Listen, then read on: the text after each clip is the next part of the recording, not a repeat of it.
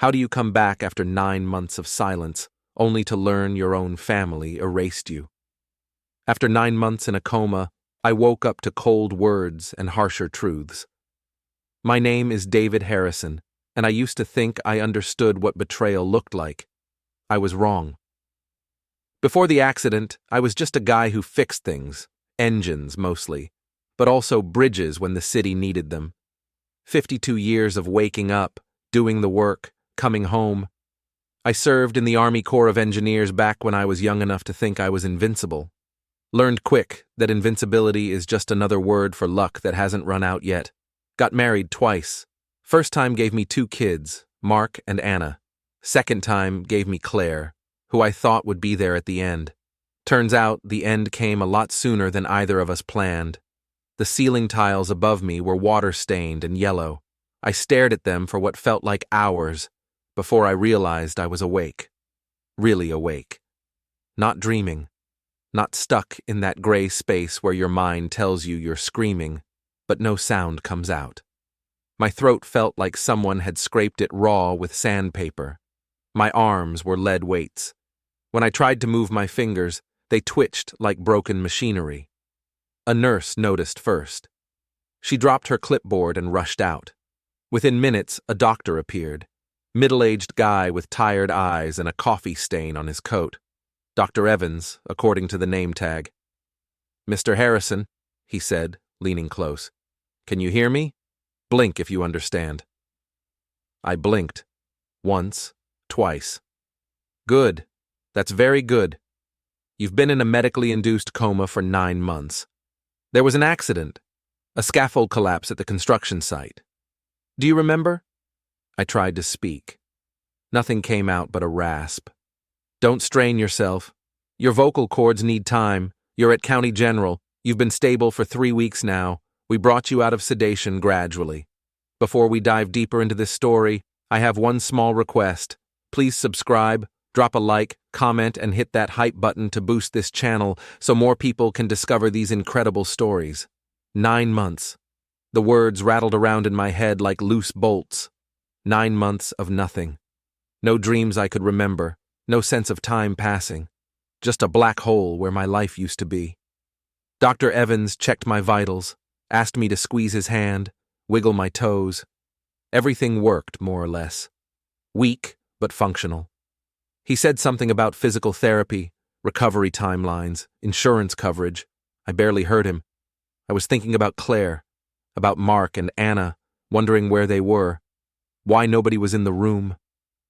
"Your family has been notified," Dr. Evans said, as if reading my mind. "They should be here soon." He left. I stared at the ceiling tiles again and waited. Mark showed up 2 hours later, alone. He stood in the doorway like he was deciding whether to come in or turn around. 28 years old, my boy. Tall, dark hair like his mother's, shoulders broad enough that he could have played football if he'd wanted. He didn't want. He wanted corner offices and client meetings and networking events. Got himself a finance job straight out of college, married a woman who came from money, and stopped returning my calls unless he needed something. "Dad," he said, flat. No emotion, like he was greeting a stranger. I tried to speak again, managed a croak. "Mark." He stepped inside, didn't come close to the bed, kept his distance like I might be contagious. "They said you woke up this morning." I was surprised. Surprised, not relieved, not happy. Surprised. "Where's—" I coughed. "Where's Claire?" "At the house. She's been dealing with a lot." "Anna?" "She'll come by later. Maybe." He shifted his weight, glanced at his watch. "Look, Dad, there's something you need to know. Some things have changed while you were gone. Gone. Like I'd taken a vacation. Like I'd chosen to disappear. We didn't think you were coming back. The doctors said, they said your chances weren't good. So we had to make decisions. Practical decisions." My heart started pounding harder. I could hear it in the monitor, beeping faster. "What decisions?" Mark crossed his arms. "The house. Your house. Claire and I. We had to deal with the finances. The medical bills piled up. The mortgage was due. Elena's parents offered to help, but they needed security. So I transferred the deed. To them. To Robert and his wife. It was the only way to keep everything stable. The words didn't make sense at first, like he was speaking another language. You what? I gave the house to Elena's parents. They're covering the costs now. They've moved into the guest wing. It's temporary until we figure everything out. But Dad... He paused, and for the first time, something like discomfort flickered across his face. You can't come back there. Not right now. It's complicated. Elena's parents, they're helping Claire too, and she needs the support, and having you there would just complicate things. I stared at him. My son. My boy. The kid I taught to ride a bike, to tie his shoes, to change a tire. The kid who cried when his goldfish died and made me promise we'd get another one. The kid who used to hug me so tight I thought my ribs might crack. You gave away my house. It was necessary. And you're telling me I can't come home. Not right now. Maybe in a few weeks, once we sort out the living arrangements. There's a facility, a rehab place. They said you'd need physical therapy anyway. You can stay there. Insurance covers most of it. The beeping was faster now. Dr. Evans rushed back in, checked the monitors, looked at Mark. Is everything okay here? Fine, Mark said, just catching him up. Dr. Evans frowned but didn't push. Mark took that as his cue to leave. I'll check in later, he said. Try to rest, Dad. He walked out. I heard his footsteps fade down the hallway. The beeping slowed. Dr. Evans adjusted something on the IV line, told me to stay calm, that stress wasn't good for recovery. He left too. I stared at the ceiling tiles, water stains like maps of nowhere. 9 months gone, and the world moved on without me. Moved on so fast they gave away my house and told me not to come back, but I wasn't gone anymore. And they were about to learn that I'd been planning for this long before the accident ever happened. They discharged me 4 days later. Claire showed up with a duffel bag of my clothes, old jeans, a couple of shirts that smelled like mothballs. She looked older, thinner. Her hair was grayer than I remembered, pulled back in a tight ponytail that made her face look stretched. She barely met my eyes. David, she said, I'm glad you're awake. It sounded rehearsed, like she'd practiced it in the car. Where have you been, Claire? At the house. It's been difficult. Mark explained the situation, right? About Robert and Linda moving in? He explained that he gave away my house. She flinched. It's not like that. It was to save it. The medical bills, the mortgage, we were drowning. Robert offered to help, but he needed collateral. It's temporary, David. Once you're better, once things stabilize. I want to come home. You can't. Not yet. Elena's parents are sensitive about space, and with your recovery needs, it wouldn't be practical. The rehab facility is better equipped. You'll have nurses, therapists. I want to come home, Claire. She looked at me then. Really looked. And I saw something in her eyes I'd never seen before. Pity, maybe fear, maybe both. Mark said you'd be difficult about this. Mark doesn't get to decide where I live. Actually, David, legally he does. While you were incapacitated, I had to sign some papers. Power of attorney. Mark has been handling your affairs. He's been very responsible. The words hit like a hammer. Power of attorney. My affairs. Handled by my son who just gave my house to his in-laws. You signed that? I didn't have a choice. The hospital needed someone to make decisions. Mark was willing. He's been supportive. I wanted to argue, wanted to scream, but my body was still weak, and the discharge nurse was hovering nearby with a wheelchair, and I knew that making a scene would only make things worse. So I got dressed in the clothes that smelled like someone else's closet, sat in the wheelchair, and let Claire push me out to a car I didn't recognize. A new sedan, probably courtesy of Robert's generosity. She drove me to the rehab facility. It was one of those places that tries to look friendly. Beige walls, fake plants, motivational posters about perseverance. My room was small. Twin bed, bathroom, window overlooking a parking lot. Claire helped me settle in, which mostly meant watching while I lowered myself onto the bed and tried not to show how much it hurt. "I'll visit," she said. "When I can. Mark will too. And Anna wants to see you. She's just been busy." "Right. David, please, try to understand. We thought we lost you. We had to keep going. That's all we did. We kept going." She left before I could respond. I sat on the bed and looked around the room. Everything I owned was in that duffel bag. Everything else, my tools, my books, my files, the notebooks I kept in the home office, was back at the house I couldn't enter. Except I'd prepared for this. Not this exactly, but something like it. Years ago, after the first marriage fell apart, and I saw how fast family could turn into strangers, I'd started being careful, started keeping records, started setting up structures that would protect me if things ever went wrong again. I just hadn't expected things to go wrong while I was unconscious. The first night in the rehab facility was long. The bed was too hard, the walls were too thin. I could hear someone coughing down the hall, and a TV playing too loud, and nurses talking in low voices at the station. I didn't sleep much. Mostly I thought about what Mark had said, what Claire had confirmed. The house was gone. My access was gone. But the things I'd hidden, the documents, the accounts, the legal structures I'd built, those were still there, locked away, waiting. Anna visited the next morning. She came early before the breakfast trays, slipped in like she didn't want anyone to notice. 24 years old, my daughter. She had her mother's eyes, green and sharp, and my stubborn jaw. She worked as a graphic designer, lived in a studio apartment across town, kept her distance from Mark's orbit. Smart girl. "Dad," she said, and her voice cracked. She sat on the edge of the bed, grabbed my hand, held it tight. "I'm so sorry. I should have come sooner. I should have—" "It's okay, sweetheart. It's not okay. None of this is okay. What Mark did what he thought was right." She pulled back, stared at me. "You can't actually believe that. Doesn't matter what I believe. It's done. It's not done. We can fight this. We can—" "Anna."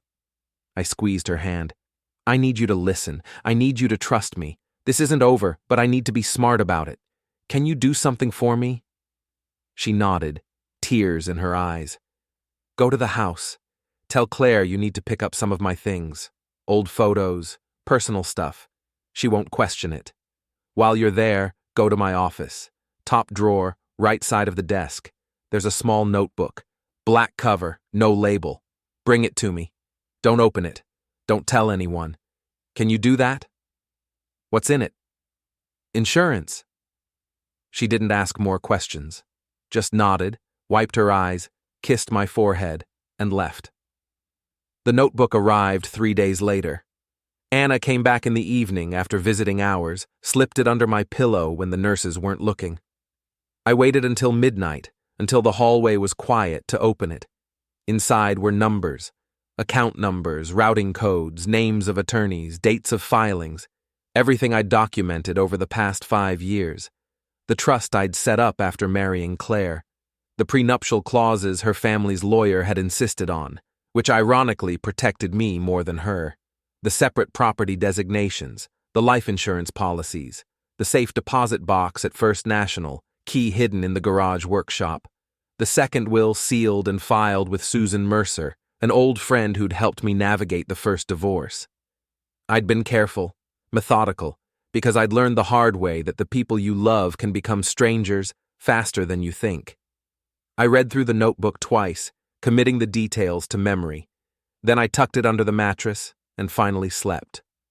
Physical therapy started the next week. It was brutal. Relearning how to walk without wobbling, how to grip things without dropping them, how to stand for more than 5 minutes without my legs shaking. The therapist, a woman named Karen with arms like a wrestler, pushed me hard. told me I was lucky to be alive, lucky to have function, lucky, lucky, lucky. I didn't feel lucky. I felt angry, and anger, I'd learned, was better fuel than hope. Mark visited once, came in with coffee from some expensive chain, sat in the visitor's chair like he was conducting a business meeting. "How's the recovery going?" "Slow."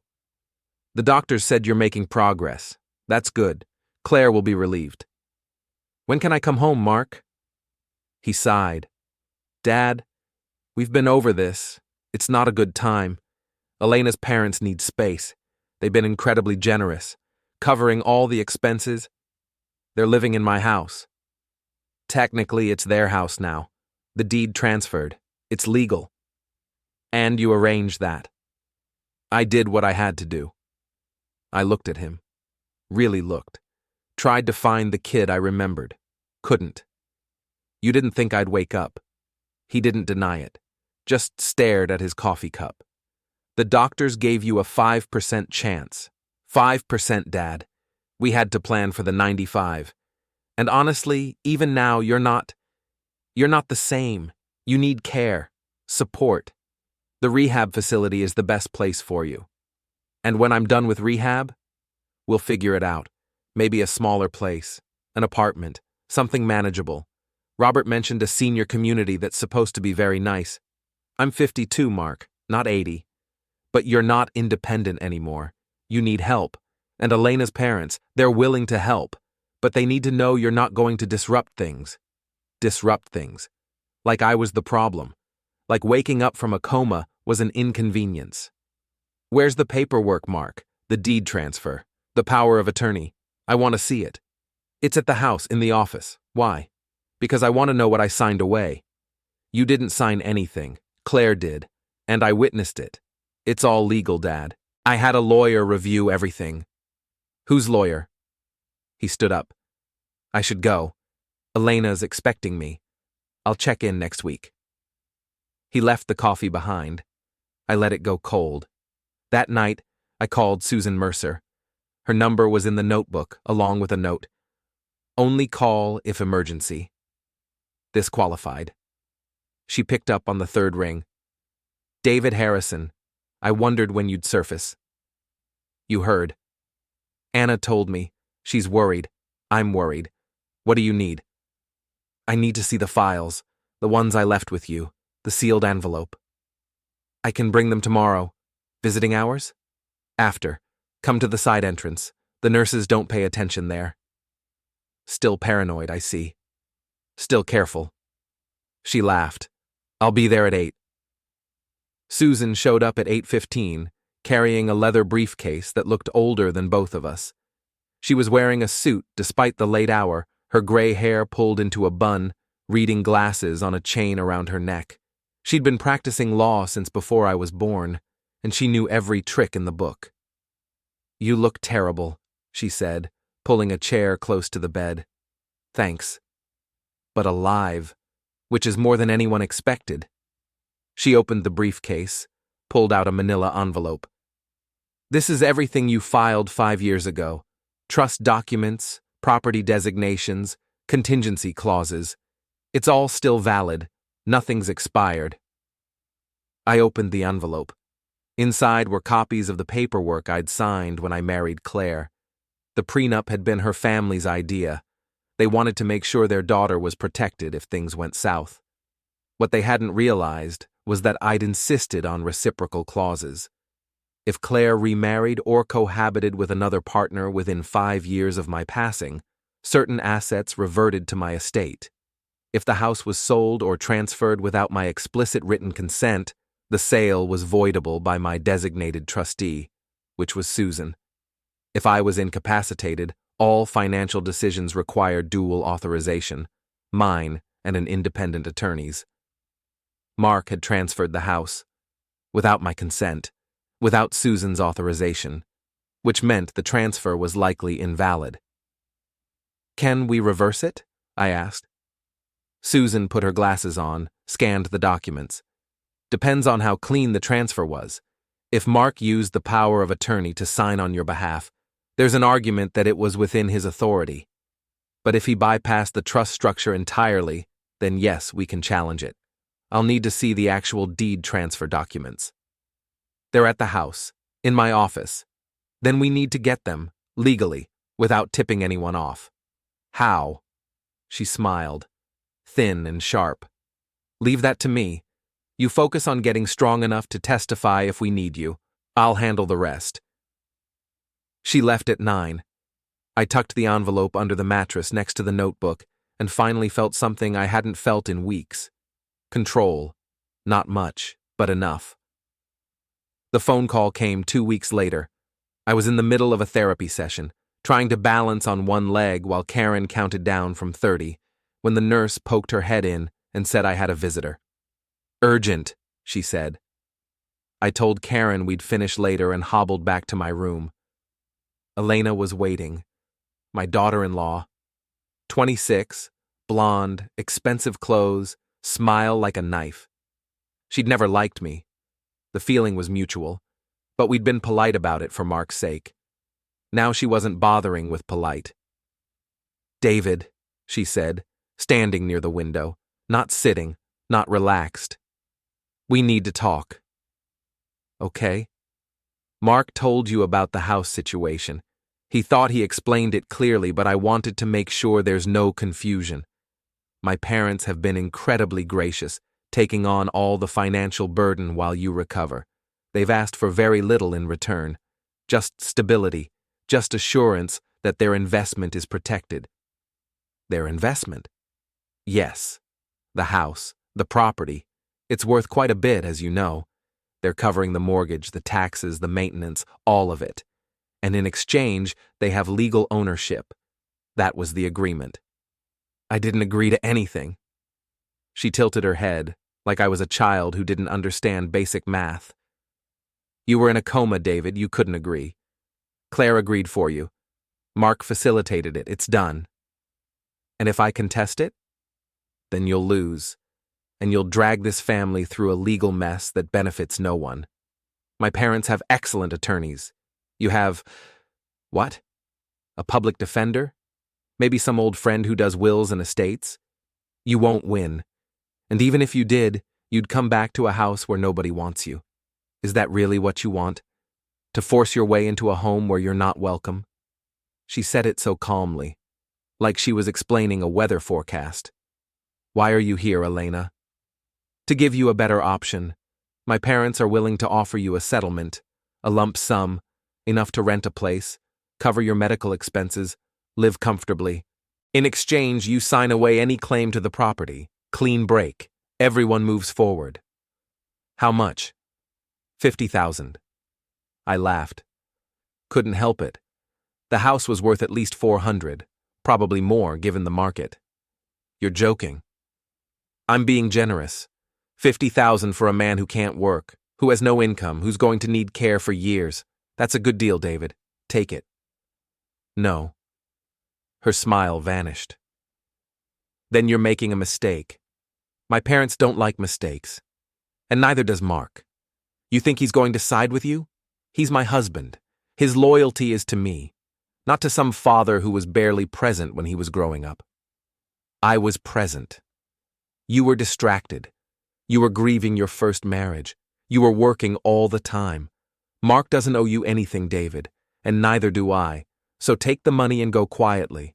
Or don't, and watch this get very ugly. She left. I sat on the bed, breathing hard, shaking with something between rage and exhaustion. Karen poked her head in 10 minutes later, asked if I was okay. I told her I needed to rest. She gave me a concerned look, but didn't push. That night, I called Susan again. Told her about Elena's visit, the settlement offer, the threat. They're scared, Susan said. If they weren't, they wouldn't be trying to buy you off. That means we have leverage. What kind of leverage? The kind that comes from them getting sloppy. I've been digging into the deed transfer. Mark used the power of attorney to sign documents, but he didn't follow the proper notification procedures. He was supposed to file with the probate court within 30 days. He didn't. That's a procedural violation. Not huge, but enough to challenge the transfer's validity. And if we can prove that Robert and Linda knew about the violation, that they participated in a knowingly flawed transaction, then we can go after them for fraud. Can you prove it? Not yet, but I'm working on it. In the meantime, I need you to do something. I need you to go back to the house. They won't let me in. They don't have a choice. Legally, you still have rights as Claire's husband, spousal access. And if they try to bar you, we can use that as evidence of coercion. Go there. Tomorrow. Bring a witness, Anna, if she's willing. Go to your office, get your files, document everything, take photos if you can, don't engage with them, don't argue, just collect what's yours and leave. And if they call the police? Then we have proof they're trying to illegally restrict your access. Either way, we win. I hung up and stared at the ceiling. The water stains looked different at night. Less like maps, more like bruises. Anna agreed to come the next morning. She picked me up at 9, drove me across town in her old Honda, didn't say much. Her hands were tight on the wheel. When we pulled into the driveway, my driveway, the house I'd bought 15 years ago with money I'd saved from bridge contracts, she cut the engine and looked at me. You sure about this? No, but it needs to happen. We got out. The house looked the same. 2-story colonial, white siding, blue shutters, small front porch. Claire's flower beds were overgrown. The lawn needed mowing. I climbed the steps, Anna behind me, and tried the front door, locked. I rang the bell. Linda answered. Elena's mother, 60-something, dyed blonde hair, too much jewelry. She looked at me like I was a door-to-door salesman. David, what are you doing here? I live here. No, you don't. Not anymore. Mark explained this. I'm Claire's husband. This is my house. I'm coming in. I don't think that's appropriate. Then call the police, Anna said. Tell them you're barring a homeowner from his property. See how that goes. Linda's mouth tightened. She stepped aside. Fine, but Robert won't be happy. We walked in. The living room looked different. New furniture, expensive stuff, leather couch, glass coffee table, abstract art on the walls. Claire was sitting in the corner, staring at nothing. She looked up when we entered, startled. David, I didn't know you were coming. I'm here to get my things. From the office. I don't think... It's not a request, Claire. She flinched. Linda hovered nearby, arms crossed, radiating disapproval. Anna stayed close to me, her phone out, recording. Smart girl. I walked through the house. It felt like a stranger's home. Everything was rearranged. My tools were gone from the mudroom. My jackets were gone from the closet. The family photos on the mantel had been replaced with shots of Elena and Mark, Robert and Linda, people I barely knew. The office was at the back of the house, down a short hallway. The door was closed. I tried the handle. Locked. Who locked this? Robert, Linda said. He's using it for storage. You can't go in there. It's my office. It's Robert's now. He has important documents in there, business files. You can't disturb them. I looked at Anna. She was still recording. Good. Linda, either you unlock this door or I break it down. Your choice. You can't... I put my shoulder into it. The frame splintered. The lock gave. The door swung open. Linda gasped. That's property damage. I'm calling the police. Please do, Anna said. We'll wait. The office was exactly as I remembered. My desk, my chair, my filing cabinets, but the drawers were open, papers everywhere, files dumped on the floor. Someone had been searching, badly. I went to the desk, right side, top drawer. The black notebook was gone, but the second drawer, the one with the false bottom, was still intact. I pried it open. Inside was a USB drive, a spare key to the safe deposit box, and a folded sheet of paper with Susan's phone number and the words Trust Execution Protocol written in my handwriting. I pocketed them, turned to leave. Robert was standing in the doorway, big guy, 60s, gray hair, red face, expensive suit. He looked at the broken door, at me, at Anna with her phone. You've got some nerve, Harrison. It's my house, Robert. Not anymore. I own this property. I have the deed. And you just committed criminal trespass and property damage. I could have you arrested. Try it. We'll see what a judge says about fraudulent deed transfers. His face got redder. There's nothing fraudulent about it. Mark had power of attorney. He had every right to sign. Except he didn't follow the legal procedures, didn't file with probate, didn't notify the trustee, which means the transfer is voidable. So you don't own anything, Robert. You're just a squatter in my house. That's slander. That's fact. And my attorney is going to prove it. So enjoy the furniture while it lasts, because you're going to be moving out real soon. I walked past him, Anna beside me.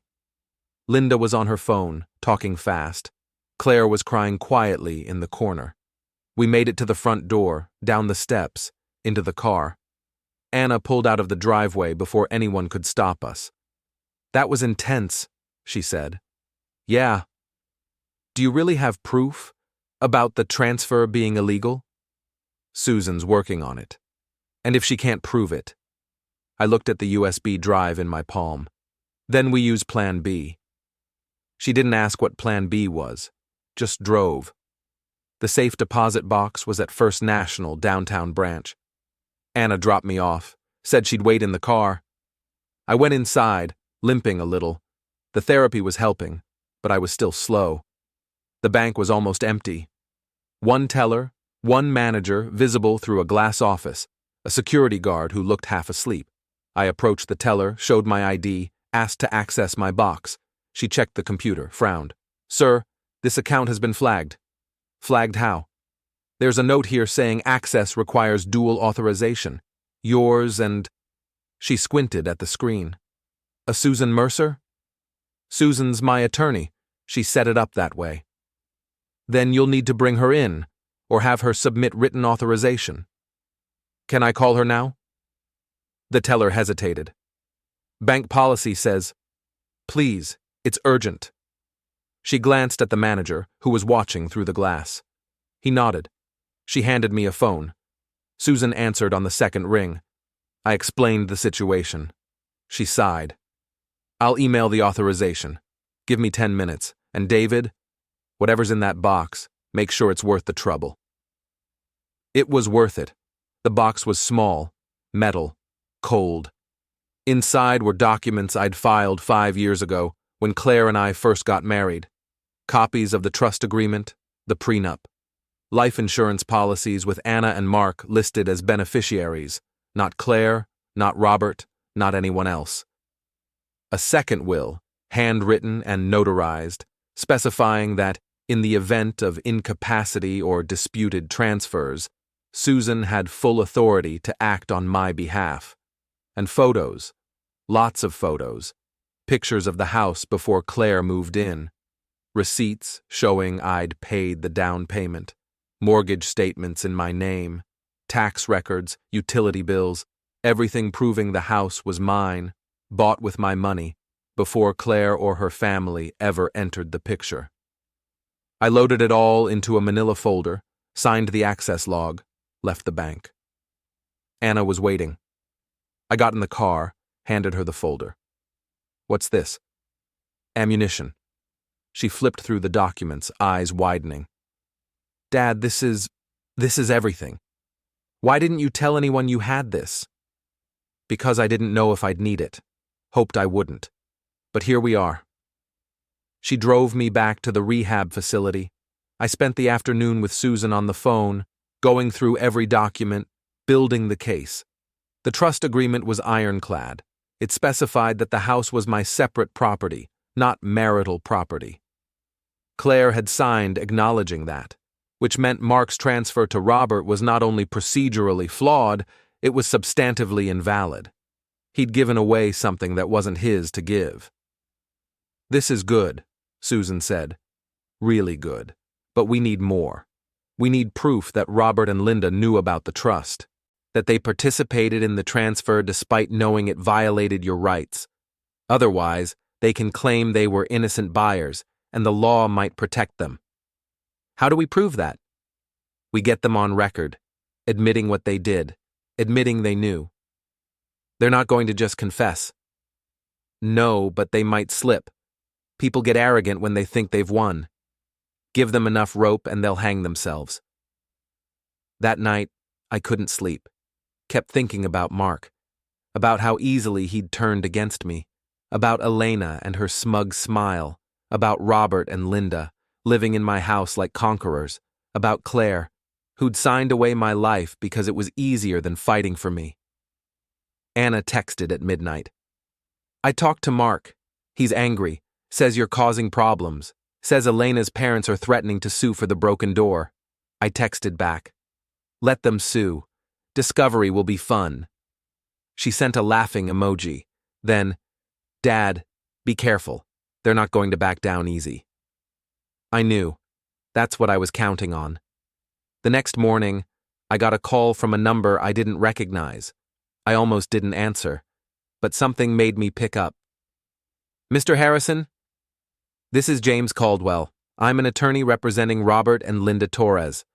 I'm calling to inform you that my clients are filing a restraining order against you for trespassing and property damage. Additionally, they're pursuing charges for harassment and intimidation. I strongly advise you to cease all contact with them and their family, or there will be legal consequences. You done? A pause. Excuse me? Are you done threatening me? Because I've got a few things to say. First, your clients don't own that house. The deed transfer was illegal. Second, I have documentation proving it. Third, if they want to file charges, go ahead. I'll countersue for fraud, elder abuse, and conspiracy to commit theft. And when we get to discovery, I'm going to enjoy watching Robert explain how he came to own property he knew was held in an irrevocable trust. Another pause. Longer. Mr. Harrison, I'm not sure where you're getting your information, but Susan Mercer is my attorney. You can contact her directly. Have a good day. I hung up. Felt good. Probably shouldn't have, but it did. Susan called an hour later, laughing. You just made Caldwell's head explode. He called me, furious, demanding to know what we're playing at. I told him we're playing hardball, and if his clients don't want to lose their shirts, they should consider settling. He said he'd get back to me. Think he will? Oh, I know he will, because I just sent him copies of the trust documents and the procedural violations. He's going to take one look, realize his clients lied to him, and start covering his own backside. Lawyers hate being blindsided. He'll advise them to settle. And if they don't, then we go to court, and we win. It'll take longer, cost more, but we'll win. I hung up, feeling something I hadn't felt in months. Hope. Real hope. Mark showed up that evening, unannounced. Walked into my room like he owned it, closed the door behind him. His face was red, his jaw was tight. What the hell are you doing, Dad? Protecting what's mine. You're embarrassing this family. Elena's parents are humiliated. Claire's a wreck. Anna's caught in the middle, all because you can't accept reality. The reality is your transfer was illegal, Mark. You gave away property that wasn't yours. That's fraud. It's not fraud.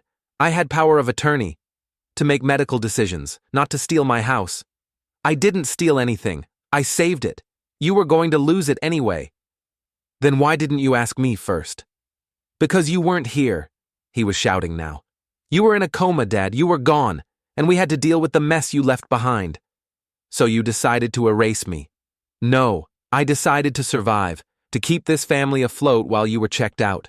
And now you're back, acting like you're the victim, when all we did was try to keep going without you. He turned to leave, then stopped. Looked back. Elena was right. I should have taken the settlement, should have walked away, but I don't know what I thought, that you'd understand, that you'd see we did the best we could. But you don't care, do you? You just care about being right. He left. The door slammed behind him. I sat there, breathing hard, shaking. Karen came in later, asked if everything was okay. I told her I was fine. She didn't believe me, but didn't push. That night, I dreamed about the accident, the scaffold, the sound of metal snapping, the fall, the moment before everything went black. I woke up sweating, heart racing, the taste of copper in my mouth. The calendar on the wall said it had been 6 weeks since I woke up. 6 weeks of fighting just to stand. 6 weeks of learning how much I'd lost. 6 weeks of watching my family treat me like a problem to be solved. But I wasn't a problem. And I wasn't going anywhere. Susan called 2 days later. "We need to meet, in person. Can Anna drive you to my office?" "When?" "Now, if possible. Something's come up." Anna picked me up 30 minutes later. We drove across town to Susan's office, a small suite in an old building, wood-paneled walls, shelves stuffed with legal books. Susan was waiting, her desk covered in papers. "Sit," she said. "Both of you." We sat. She handed us a document. "This came this morning, from Caldwell. It's a settlement offer. Robert and Linda are willing to transfer the house back to you, cover all legal fees, and pay an additional $25,000 in damages. In exchange, you sign a non-disclosure agreement and waive any further claims." I read it twice. "What's the catch?" "The NDA. They want this buried. No publicity, no social media, no telling anyone what happened. You get your house back, but you shut up about how they tried to take it. They're trying to save face." "Exactly. And honestly, David, it's not a bad deal. You get what you wanted. They slink away with their tails between their legs. Everyone moves on." "What about Mark? Does he face any consequences?" Susan hesitated. "That's the other part. The settlement includes a clause absolving Mark of liability. He gets immunity from prosecution or civil suit related to the transfer. Elena, too." I looked at Anna. She was staring at the document, jaw tight. "So they get away with it?" "They get away with trying," Susan said. "But they lose the house. And they lose face. That's something." "It's not enough." "David." "It's not enough, Susan. They tried to erase me. They gave away my home, told me I couldn't come back, treated me like garbage. And now they want to buy their way out of consequences. No. I want more than the house. I want everyone to know what they did." Susan leaned back in her chair, studying me. "If you reject this, we go to court. Public trial. All the dirty laundry aired. It'll take months, maybe longer. It'll cost you financially and emotionally. And there's no guarantee you'll get more than what's on the table right now." "I don't care." Anna put her hand on my arm. "Dad, think about this. You'll get the house back. That's what matters." "No, sweetheart. What matters is the truth. What matters is that people who do this kind of thing don't get to walk away clean. I know it's messy. I know it's going to hurt. But some things are worth the fight." Susan sighed. "Okay, then we fight. But I need you prepared. They're going to come at you hard.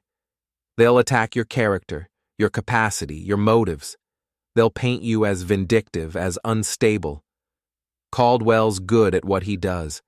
He'll make you look like the bad guy." "Let him try." She smiled, thin and sharp. "All right.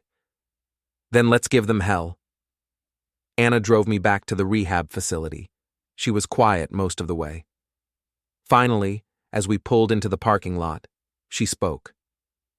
"Mark called me this morning, before Susan's call. He wanted me to convince you to drop it. Said I was the only one you'd listen to. And I told him to go to hell." She turned to me, eyes wet. "I know he's my brother, but what he did, what they all did, it's unforgivable. You're my dad. You've always been there for me. I'm not abandoning you now." I hugged her, held her tight. "Thank you, sweetheart." She drove away. I went inside, up to my room, lay on the bed, and stared at the ceiling. The water stains were still there, still looked like bruises. The next week was a blur. Physical therapy, meetings with Susan, document review, phone calls with insurance companies, Karen pushing me harder, telling me I needed to be stronger if I wanted to stand up in court. I pushed back, worked through the pain, relearned how to move like a person instead of a broken machine. Elena showed up again, unannounced, angry. "You're making a mistake," she said, standing in the doorway. "My parents offered you a generous settlement. You should have taken it." "I don't want their money, Elena. I want the truth on record." "The truth?" "The truth is you're a bitter old man who can't accept that the world moved on without you. That's what everyone will see. That's what the judge will see. Maybe. Or maybe they'll see a family that tried to steal from a man in a coma." She stepped closer, voice dropping. "My father has connections. Judges, politicians, lawyers. You think you're going to win this? You're not. You're going to lose everything. Your house, your dignity, your relationship with your son. And for what? Pride? No. Principle." She laughed, cold and sharp. "Principle doesn't pay the bills, David. And when this is over, when you've lost, don't come crawling back. We won't be there." She left. I sat there, shaking, wondering if she was right, if I was making a mistake, if pride was blinding me to reality. But then I remembered the day Mark told me I couldn't come home, the look in his eyes, the coldness, the certainty that I didn't matter. And I knew, mistake or not, I couldn't let that stand. Susan filed the formal challenge 2 days later, copy to Caldwell, copy to the probate court, copy to the deed registry. The argument was simple. The transfer was procedurally and substantively invalid, violated the terms of the irrevocable trust, and constituted fraud. We demanded the deed be voided, the property restored, and sanctions against Robert, Linda, and Mark for their roles in the scheme. Caldwell responded with a motion to dismiss, argued that I was mentally unstable, that the challenge was frivolous, that I was wasting the court's time. The judge denied the motion, set a hearing for 3 weeks out, discovery to begin immediately. Mark stopped visiting. Claire sent a text. "Please stop this. You're tearing the family apart." I didn't respond. Anna came by every other day, brought me food, sat with me, told me about her work.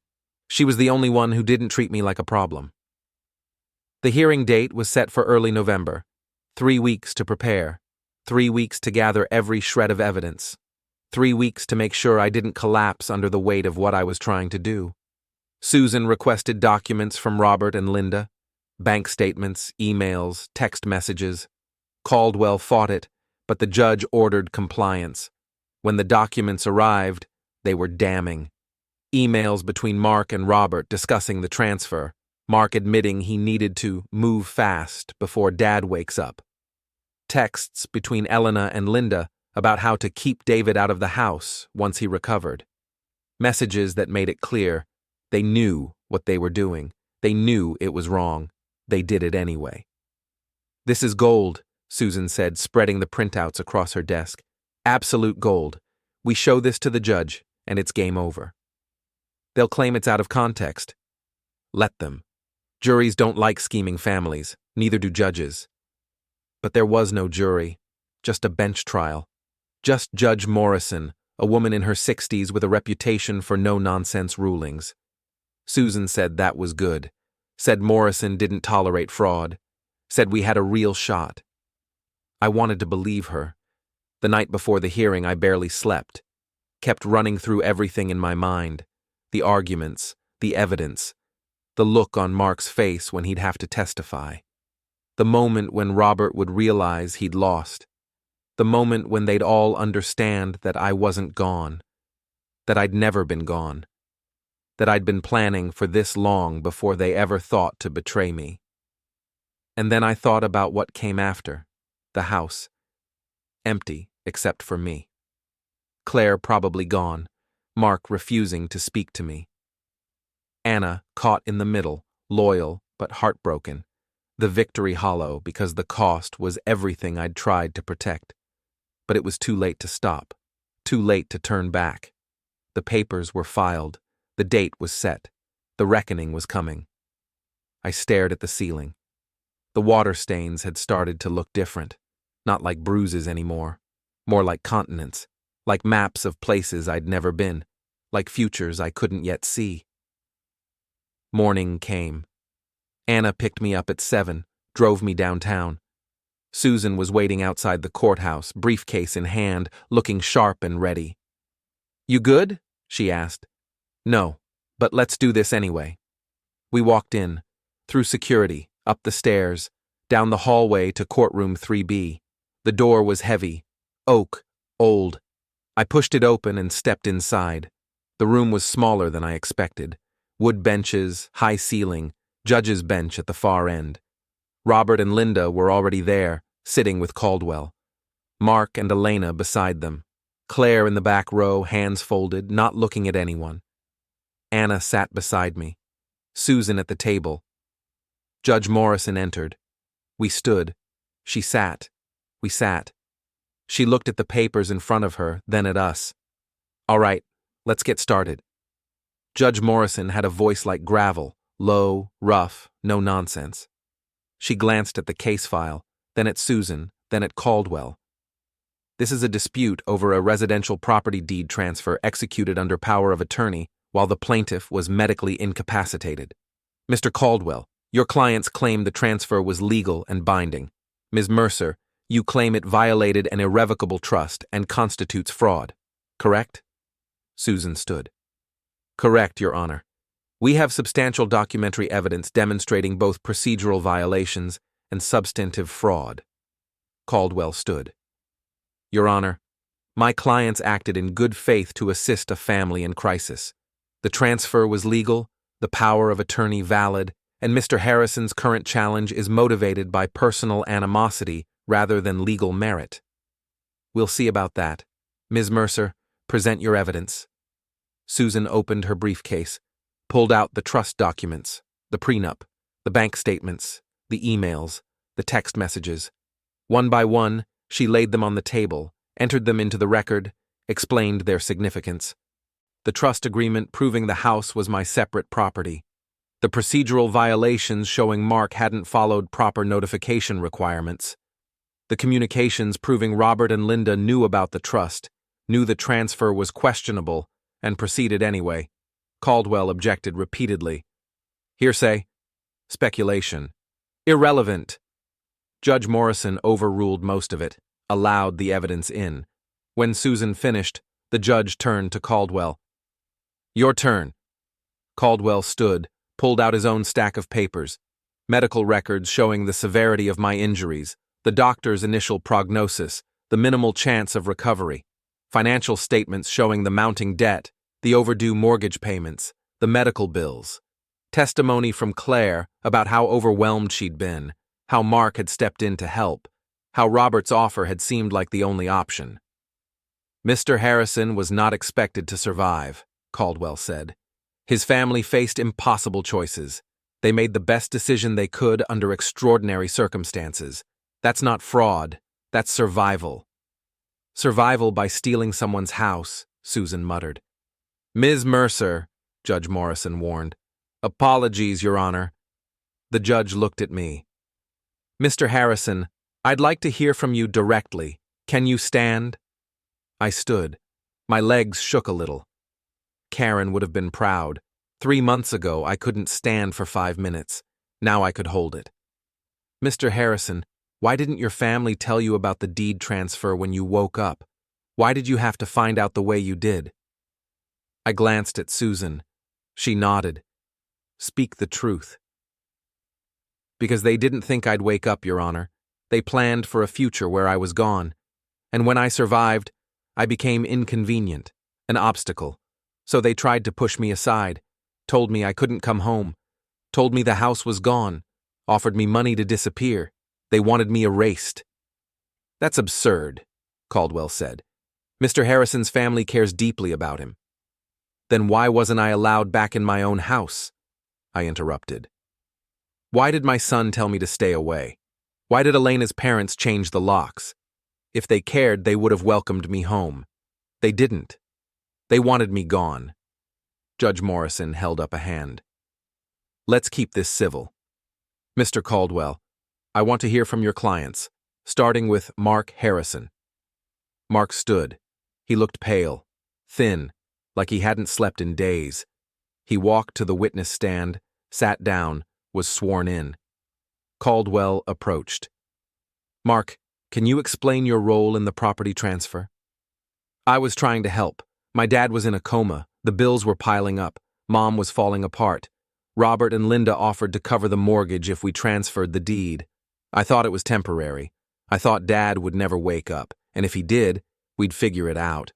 I didn't mean to hurt him. I just wanted to save the house. And when your father woke up, did you explain the situation? I tried. He wouldn't listen. He got angry, started making accusations. I thought if we gave him time, he'd understand, but he just got more hostile. Susan stood. Your Honor, may I cross-examine? Proceed. Susan approached the stand holding a sheet of paper. Mark, is this an email you sent to Robert Torres on May 14th? Mark's face went white. I don't remember. Let me refresh your memory. You wrote, we need to move fast before Dad wakes up. Once the deed's transferred, it'll be harder for him to fight it. Does that sound like someone trying to help? I was just being practical. Practical? Or calculating? You knew your father had a trust protecting the property. You knew the transfer might be illegal. But you did it anyway, because you thought he'd never wake up to challenge it. Isn't that the truth? I was trying to save the house. By giving it to your in-laws, how does that save anything? Mark didn't answer. His jaw was tight. His hands were fists. Susan turned to the judge. Your Honor, this email, along with dozens of others, demonstrates that Mark Harrison knowingly violated his father's trust, knowingly bypassed legal protections, and knowingly participated in a fraudulent transfer. This wasn't a mistake. It was deliberate. Caldwell objected. Inflammatory language, Your Honor. Overruled. The emails speak for themselves.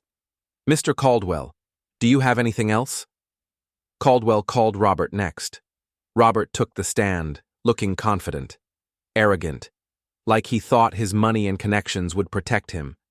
Caldwell asked him about his motivations, his understanding of the property situation, his relationship with the family. Robert played it smooth, said he'd only wanted to help, said he'd trusted Mark's judgment, said he'd had no idea about any trust or legal complications. Susan tore him apart. Mr. Torres, you're a successful businessman, correct? Yes. You've bought and sold property before? Many times. So you understand the importance of due diligence? Of verifying ownership before purchasing? Of course.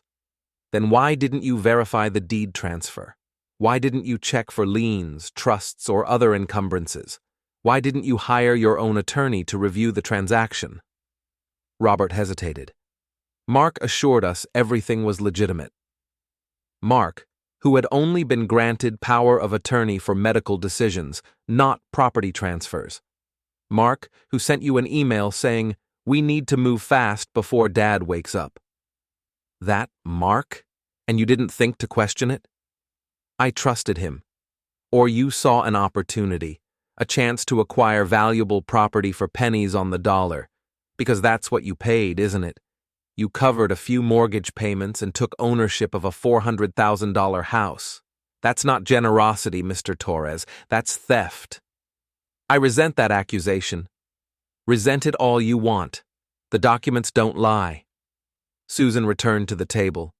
Judge Morrison reviewed the evidence again, her face unreadable. Finally, she spoke. I've seen enough. Here's my ruling. The deed transfer executed by Mark Harrison under power of attorney is void. The authority granted was limited to medical decisions and did not extend to property transactions. Furthermore, the existence of the irrevocable trust, which both Mark Harrison and Robert Torres were aware of, based on the evidence presented, renders the transfer substantively invalid. The property is restored to David Harrison, effective immediately. Robert and Linda Torres are ordered to vacate within 30 days. Additionally, I'm imposing sanctions on Mark Harrison for abuse of power of attorney, and on Robert Torres for participating in a transaction he knew, or should have known, was legally defective. Costs and attorney fees are awarded to the plaintiff. This court is adjourned. The gavel came down, hard, final. Robert's face went red. Linda gasped. Mark sat frozen, staring at nothing. Elena looked like she wanted to scream. Claire was crying quietly in the back. Anna grabbed my hand, squeezed. Susan closed her briefcase, allowed herself a small smile. But I wasn't done. "Your Honor," I said, "may I address the court?" Judge Morrison looked surprised. "Mr. Harrison, the ruling is final. Is there something else?" "Not for you, Your Honor. For them." I turned to face Mark, Robert, Elena. "You thought I was gone. Thought I'd never wake up. Thought you could carve up my life and move on without consequences. But you were wrong. I prepared for this. Not because I thought you'd betray me, but because I'd learned the hard way that trust is earned, not given. And you never earned it. You took, you schemed, you lied, and now everyone knows. The house is mine. My name is cleared. And you're the ones who have to live with what you did. No settlement, no NDA, no hiding. Just the truth, on the record, for everyone to see." I looked at Mark. My son. The kid I'd taught to ride a bike. The kid who used to hug me so tight I thought my ribs might crack. "I loved you, Mark. I would have given you anything. But you wanted what wasn't yours. So you took it. And you lost." Mark's face crumpled. Elena stood, grabbed his arm, pulled him toward the exit. Robert and Linda followed, Caldwell trailing behind, already on his phone. Claire stayed in the back, sobbing. Anna hugged me. "Dad, you did it. You actually did it." Susan shook my hand. "Hell of a fight, David. Hell of a fight." We walked out of the courtroom together, down the hallway, through the heavy oak doors, into the sunlight, and for the first time in 9 months, I felt like I could breathe. The house was mine. The truth was public. The people who tried to erase me were humiliated and exposed. I'd won.